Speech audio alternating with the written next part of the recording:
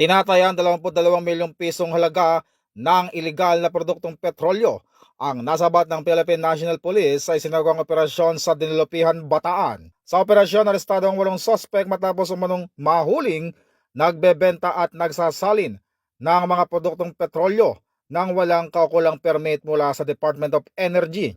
Nakumpiska rin ng mga otoridad ang mahigit 104 litro ng diesel, gasolina at ethanol, 4 na fuel tanker truck, isang electric pump at iba't ibang delivery documents. Naharap ang mga naarestong sospek sa kasong paglabag sa batas pambansa bilang 33 na nagbabawal sa ilegal na pagbebenta ng mga produktong petrolyo.